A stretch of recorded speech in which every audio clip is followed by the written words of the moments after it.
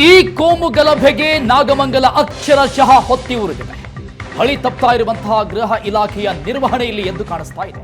ಇಲಾಖೆಯನ್ನ ನಿಭಾಯಿಸುವಲ್ಲಿ ಪರಮೇಶ್ವರ್ ಅವರು ಸೋತ್ರ ಹಾಗಾದ್ರೆ ಎಂತೆಂತ ಹೇಳಿಕೆಗಳನ್ನ ಕೊಡ್ತಾ ಇದ್ದಾರೆ ಗೃಹ ಸಚಿವರು. ಗೃಹ ಇಲಾಖೆ ಕಾರ್ಯವೈಖರಿ ಬಗ್ಗೆ ಪಕ್ಷದಲ್ಲಿನೇ ಬೇಸರ ವ್ಯಕ್ತವಾಗ್ತಾ ಇದೆ.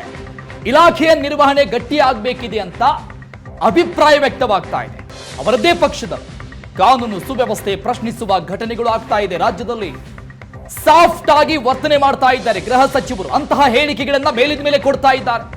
ಗೃಹ ಇಲಾಖೆಗೆ ಚುರುಕು ಮುಟ್ಟಿಸದ ಬಗ್ಗೆ ವಿಪಕ್ಷಗಳು ಟೀಕೆ ಮಾಡ್ತಾ ಇದೆ. ವಿಪಕ್ಷಗಳಿಗೆ ಇದು ಆಹಾರ ಆಗ್ತಾ ಇದೆ ಗೃಹ ಸಚಿವರ ಹೇಳಿಕೆಗಳು. ಗೃಹ ಸಚಿವರು ಖಡಕ್ ಆಗಿ ಇಲ್ಲ ಅಂತ ಬಿಜೆಪಿ ಟೀಕೆ ಮಾಡುತ್ತೆ. ಸಹಜವಾಗಿ ವಿರೋಧ ಪಕ್ಷದ ನಾಯಕರಿಗೆ ವಿಪಕ್ಷಗಳಿಗೆ ಸಹಜವಾಗಿ ಇದು ಆಹಾರ ಆಗತ್ತೆ. ಹಲವು ಹಗರಣಗಳ ತನಿಖೆಗಳು ಇನ್ನೂ ಟೇಕ್ ಆಫ್ ಆಗಿಲ್ಲ, ಸುಮ್ಮನಿದೆ ಗೃಹ ಇಲಾಖೆ. ಪರಮೇಶ್ವರ್ ಅವರ ಸಾಫ್ಟ್ ಕಾರ್ನರ್ ಕಾರಣ ಅಂತ ಟೀಕೆ ಮಾಡಲಾಗ್ತಾ ಇದೆ. ಬಿಕೆ ಹರಿಪ್ರಸಾದ್ ನಿನ್ನೆ ಒಂದು ಮಾತು ಹೇಳಿದ್ರು, ಬಿಜೆಪಿ ಕಾಲದ ಹಗರಣಗಳನ್ನ ನಾವು ಮತ್ತೆ ತನಿಖೆಗೆ ಒಳಪಡಿಸ್ತೀವಿ ಅಂತ ಯಾವಾಗ ಹೇಳ್ತು ಸರ್ಕಾರ, ಆಗ ಹೇಳಿದ್ರು ಬಿಕೆ ಹರಿಪ್ರಸಾದ್. ಈಗಲಾದ್ರೂ ಸರ್ಕಾರಕ್ಕೆ ಬುದ್ಧಿ ಬಂತಲ್ಲ ಅಂತ. ಇಂತಹ ರೀತಿಯಾದಂತಹ ಟೀಕೆಗಳು ಕಾಂಗ್ರೆಸ್ನಲ್ಲೇ ವ್ಯಕ್ತವಾಗ್ತಾ ಇದೆ. ಒಂದು ಕಡೆ ರೇಣುಕಾಸ್ವಾಮಿ ಕೊಲೆ ಕೇಸ್ ಪ್ರಕರಣಕ್ಕೆ ಸಂಬಂಧಪಟ್ಟಗೆ ಕೊಟ್ಟಂತ ಹೇಳಿಕೆ, ಈಗಾದಂತಹ ಕೋಮು ಗಲಭೆಯ ನಂತರದ ಹೇಳಿಕೆ, ಒಂದಿಷ್ಟು ಟೀಕೆಗಳು ಸರ್ಕಾರದಲ್ಲಿ ತಮ್ಮದೇ ಪಕ್ಷದಲ್ಲಿ ಉದ್ಭವ ಆಗ್ತಾ ಇದೆ ಪರಮೇಶ್ವರ್ ಅವರ ವಿರುದ್ಧ. ಇದೇ ವಿಚಾರಕ್ಕೆ ಸಂಬಂಧಪಟ್ಟ ಹಾಗೆ ಮಾಹಿತಿಯನ್ನ ಕೊಡ್ತಾರೆ ನಮ್ಮ ಪ್ರತಿನಿಧಿ ಮಾರುತೇಶ್. ಇದೀಗ ನಮ್ಮ ಜೊತೆ ಸಂಪರ್ಕದಲ್ಲಿದ್ದಾರೆ. ಮಾರುತೇಶ್, ನಿನ್ನೆ ಗೃಹ ಸಚಿವರು ವಾಸ್ತವ ಸ್ಥಿತಿಯ ಅರಿವಿಲ್ದೇನೋ ಅಥವಾ ಪೊಲೀಸರು ಸರಿಯಾದ ಮಾಹಿತಿ ಕೊಡದೇನೋ ಇದು ಸಣ್ಣ ಘಟನೆ ಅಂದ್ಬಿಟ್ರು. ಈ ಗಲಭೆನ ಕೋಮು ಗಲಭೆನೇ ಅಲ್ಲ ಅನ್ನುವಂತಹ ಸ್ಟೇಟ್ಮೆಂಟ್ ಕೊಟ್ಟರು. ಸಹಜ, ಇದು ಪ್ರತಿಪಕ್ಷಗಳಿಗೆ ಆಹಾರ ಆಗಿದೆ. ಜೊತೆಗೆ ಸ್ವಪಕ್ಷದವರು ಕೂಡ ಈಗ ಆಕ್ರೋಶ ವ್ಯಕ್ತಪಡಿಸ್ತಾ ಇರುವಂಥದ್ದು ಸಹಜ ಅಲ್ವಾ? ನಿಜ. ಯಾಕೆಂದ್ರೆ ಗೃಹ ಇಲಾಖೆಯ ಕಾರ್ಯವೈಖರಿಯ ಬಗ್ಗೆ ಕಾಂಗ್ರೆಸ್ನ ಒಳಗೇನೆ ಅಪಸ್ವರ ಇದೆ. ಅದು ಈಗಿಂದ ಅಂತಲ್ಲ, ಮೊದಲಿನಿಂದಲೂ ಕೂಡ ಪರಮೇಶ್ವರ್ ಅವರು ಈ ಇಲಾಖೆಯನ್ನ ಸಮರ್ಥವಾಗಿ ನಿಭಾಯಿಸ್ತಾ ಇಲ್ಲ ಅನ್ನುವಂಥ ಬೇಸರ ಕೂಡ ಸಾಕಷ್ಟು ಸಚಿವರಲ್ಲೂ ಇದೆ, ಜೊತೆಗೆ ಕಾಂಗ್ರೆಸ್ ಕಾರ್ಯಕರ್ತರಲ್ಲೂ ಕೂಡ ಇರುವಂಥದ್ದು. ಹಲವಾರು ಘಟನೆಗಳು ಕೂಡ ಇದಕ್ಕೆ ಪೂರಕ ಅನ್ನುವಂತೆ ಇದೆ. ಈಗ ಉಪಲೋಕಾಯುಕ್ತರಾಗಿದ್ದಾರೆ ವೀರಪ್ಪ ಅವರು. ಅವರ ಸಮಿತಿ PSI ನೇಮಕಾತಿಯ ಅಕ್ರಮದ ವರದಿ ಕೊಟ್ಟರು. ಆ ವರದಿ ಮೇಲೆ ಬಿಜೆಪಿಯವ್ರ ಮೇಲೆ, ಅಂದರೆ ಮೈತ್ರಿ ಪಕ್ಷಗಳ ನಾಯಕರ ಮೇಲೆ ಕ್ರಮ ತೆಗೆದುಕೊಳ್ಬೇಕಾಗಿತ್ತು. ಅದು ಕ್ಯಾಬಿನೆಟ್ಗೆ ಬಂದರೂ ಕೂಡ ಪರಮೇಶ್ವರ್ ಯಾವುದೇ ದೃಢ ನಿರ್ಧಾರವನ್ನು ತೆಗೆದುಕೊಳ್ಳಿಲ್ಲ. ಇದು ಕ್ಯಾಬಿನೆಟ್ನ ಸಂಪುಟದ ಸಹೋದ್ಯೋಗಿಗಳು ಕೂಡ ಬೇಸರ ತರಿಸಿ. ಯಾಕಂದರೆ ಅವರು ಕ್ರಿಮಿನಲ್ ಇನ್ವೆಸ್ಟಿಗೇಷನ್ ಮಾಡಿ ಇದನ್ನು ಇತ್ಯರ್ಥ ಮಾಡಬೇಕು. ಯಾಕೆಂದರೆ ನಾವು ನೋಟಿಸ್ ಕೊಟ್ಟಾಗ ಯಾರೂ ಬಂದು ನಮ್ಮ ಜೊತೆ ಮಾಹಿತಿ ಕೊಡೋದಾಗಲಿ ಏನು ಇನ್ಫಾರ್ಮೇಷನ್ಸ್ ಕೊಟ್ಟಿಲ್ಲ. ಹೀಗಾಗಿ ಕ್ರಿಮಿನಲ್ ಇನ್ವೆಸ್ಟಿಗೇಷನ್ ಆಗಬೇಕು ಅನ್ನುವಂಥ ಸಲಹೆಯನ್ನು ಕೊಟ್ಟಿದ್ರು. ಆ ತೀರ್ಮಾನವಾಗಿ ಮಾಡುವಂಥ ಸಂದರ್ಭದಲ್ಲೂ ಕೂಡ ಪರಮೇಶ್ವರ್ ಯಾವುದೇ ತೀರ್ಮಾನವನ್ನು ತೆಗೆದುಕೊಳ್ಳಿಲ್ಲ. ಇನ್ನು ನೇಹಾ ಹತ್ಯೆ ಆದಂಥ ಸಂದರ್ಭದಲ್ಲೂ ಕೂಡ ಇದು ವೈಯಕ್ತಿಕ ಕಾರಣ ಅನ್ನುವಂಥ ಹೇಳಿಕೆಯನ್ನು ಕೊಟ್ಟರು. ಪ್ರಾರಂಭಿಕವಾಗಿ ಯಾವ ಪ್ರತಿಕ್ರಿಯೆಗಳನ್ನು ಪ್ರತಿಪಕ್ಷಗಳು ಮತ್ತು ಜನಸಾಮಾನ್ಯರು ಎಕ್ಸ್ಪೆಕ್ಟ್ ಮಾಡ್ತಾ ಇದ್ರು, ಅದಕ್ಕೆ ವಿರುದ್ಧ ಅನ್ನುವ ರೀತಿಯಲ್ಲಿ ಪರಮೇಶ್ವರ್ ಅವರ ಹೇಳಿಕೆಗಳು ಇತ್ತು.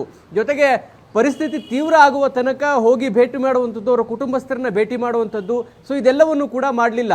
ಇದರ ಜೊತೆಯಲ್ಲೇ ನಾವು ನೋಡಿದ ಹಾಗೆ ಪರಮೇಶ್ವರ್ ಅವರು ಅಧಿಕಾರ ವಹಿಸ್ಕೊಂಡ ಮೇಲೆ ಸರ್ಪ್ರೈಸ್ ವಿಸಿಟ್ಗಳಂತೂ ಎಲ್ಲೂ ಕೂಡ ಮಾಡ್ತಾ ಇಲ್ಲ. ಜೊತೆಗೆ ಯಾವುದಾದ್ರು ಮೇಜರ್ ಘಟನೆ ಆದ ಬಳಿಕ ಆ ಜಿಲ್ಲೆಗೆ ಹೋಗಿ ರಿವ್ಯೂ ಮೀಟಿಂಗನ್ನು ಮಾಡ್ತಾ ಇದ್ದಾರೆ. ಬಿಟ್ಟರೆ ವಲಯವಾರು ರಿವ್ಯೂ ಮೀಟಿಂಗ್ ಮಾಡುವಂಥದ್ದು, ಸರ್ಪ್ರೈಸ್ ವಿಸಿಟ್ ಮಾಡುವಂಥದ್ದು, ಇದ್ಯಾವುದನ್ನು ಕೂಡ ಗೃಹ ಇಲಾಖೆಯ ಸಚಿವರಾಗಿ ಸಮರ್ಥವಾಗಿ ನಿಭಾಯಿಸಬೇಕಾಗಿತ್ತು, ಅದನ್ನು ಮಾಡಲಿಲ್ಲ.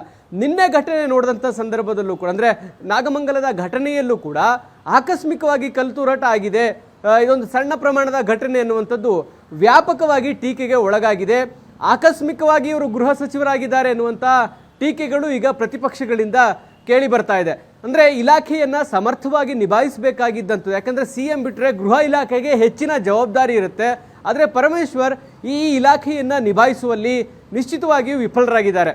ಸೊ ಒಂದು ಕಡೆ ಕಾಂಗ್ರೆಸ್ನ ಒಳಗೆ ಇರುವಂಥ ಚರ್ಚೆ ಏನು, ಗೃಹ ಸಚಿವರಿಗೆ ಪರಮೇಶ್ವರ್ ಅವರಿಗೆ ಗೃಹ ಖಾತೆ ಇಷ್ಟ ಇಲ್ಲ ಅನ್ನುವಂಥ ಅಭಿಪ್ರಾಯ ಈಗ ಕಾಂಗ್ರೆಸ್ನಲ್ಲಿದೆ. ಅವರೇ ಹೈಕಮಾಂಡ್ಗೆ ಸಾಕಷ್ಟು ಬಾರಿ ಮನವಿ ಮಾಡಿದ್ದಾರೆ, ಖಾತೆ ಬದಲಾವಣೆ ಮಾಡಿಕೊಡಿ ಅನ್ನುವಂಥ ರಿಕ್ವೆಸ್ಟ್ ಮಾಡಿದ್ದಾರೆ ಅನ್ನುವಂಥ ಚರ್ಚೆ ಕೂಡ ಕಾಂಗ್ರೆಸ್ನಲ್ಲಿದೆ. ಹೀಗಿದ್ದಾಗ ಅವರಿಗೆ ಒಲ್ಲದ ಮನಸ್ಸಿನಿಂದ ಏನಾದರೂ ಗೃಹ ಸಚಿವರಾಗಿರೋದಕ್ಕೆ ಇದೆಲ್ಲ ಆಗ್ತಾ ಇದೆಯಾ ಅನ್ನುವಂಥ ಅನುಮಾನ ಕೂಡ ಈಗ ಮೂಡ್ತಾ ಇದೆ.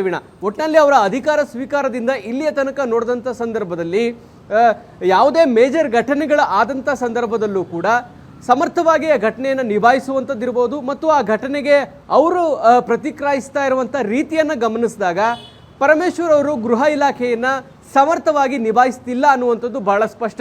ಇದು ಪ್ರತಿಪಕ್ಷಗಳು ಹೇಳೋದು ಒಂದು ಕಡೆ ಆದರೂ ಕೂಡ ತಮ್ಮ ಪಕ್ಷದಲ್ಲೂ ಕೂಡ ಪರಮೇಶ್ವರ್ ಅವರ ನಿಲುವುಗಳ ಬಗ್ಗೆ, ಪರಮೇಶ್ವರ್ ಅವರ ನಡವಳಿಕೆಗಳ ಬಗ್ಗೆ, ಅವರ ಹೇಳಿಕೆಗಳ ಬಗ್ಗೆ ಸಾಕಷ್ಟು ಅಪಸ್ವರ ಬಂದಿದೆ. ನಿನ್ನೆ ಹರಿಪ್ರಸಾದ್ ಹೇಳ್ತಾ ಇದ್ರು, ಯಾವುದೇ ಕೋಮು ಗಲಭೆಗಳನ್ನು ಸಣ್ಣ ಪ್ರಮಾಣದ್ದು ಅಂತೇಳಿ ಸ್ವೀಕಾರ ಮಾಡಬಾರ್ದು, ನಾನು ಗೃಹ ಸಚಿವರಿಗೆ ಒತ್ತಾಯ ಮಾಡ್ತೀನಿ, ಬಹಳ ಗಂಭೀರವಾಗಿ ತೆಗೆದುಕೊಳ್ಳಿ ಅನ್ನುವಂಥ ಆಗ್ರಹವನ್ನು ಅವರದ್ದೇ ಹಿರಿಯ ನಾಯಕರು ಪರಮೇಶ್ವರ್ ಅವರಿಗೆ ಸಲಹೆ ಕೊಟ್ಟರು. ಅಲ್ಲಿ ಅಷ್ಟರ ಮಟ್ಟಿಗೆ ಕಾಂಗ್ರೆಸ್ನ ಒಳಗೂ ಕೂಡ ಪರಮೇಶ್ವರ್ ಅವರ ಕಾರ್ಯವೈಖರಿಯ ಬಗ್ಗೆ ಅಸಮಾಧಾನ ಇದೆ. Veena, yes thank you Marutesh ತಮ್ಮೆಲ್ಲ ಮಾಹಿತಿಗಾಗಿ.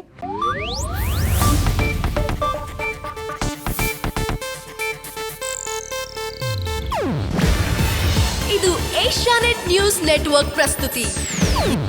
ನೀವು ನೋಡ್ತಿದ್ದೀರಾ ಏಷ್ಯಾನೆಟ್ ಸುವರ್ಣ ನ್ಯೂಸ್.